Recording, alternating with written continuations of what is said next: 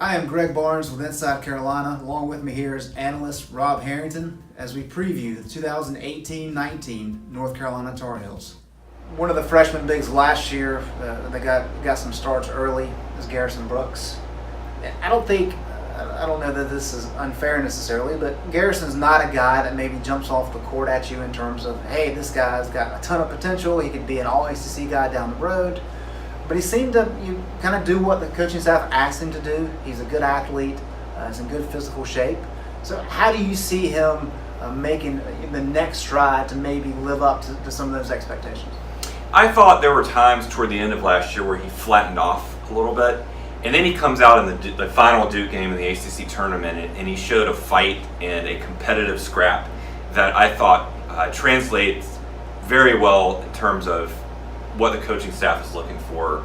You know, it's not just a matter of being the most dynamic player. Of course, everyone would love that. But as someone who always was projected to play 3 or 4 years, and the fact that he seemed to pick up the defensive scheme more quickly than the other freshman big guys last year, I think he has the best lateral mobility of the big men. And so he gives them the option of someone who can be a center, but also with enough traditional power forward versatility in the modern game, with more and more players at the 6'8", 6'10" category who shoot jump shots. I think Garrison is the most contemporary of the big guys, and that will give them the ability to match up with some of those teams, like a Villanova, for example.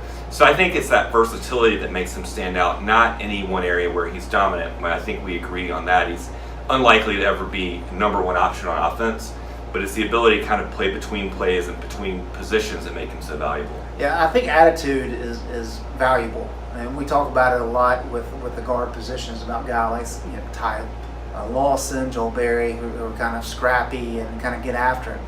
But Brooks showed some signs of that, like you mentioned. I think that's beneficial for this group, especially with so many young guys maybe in the front court.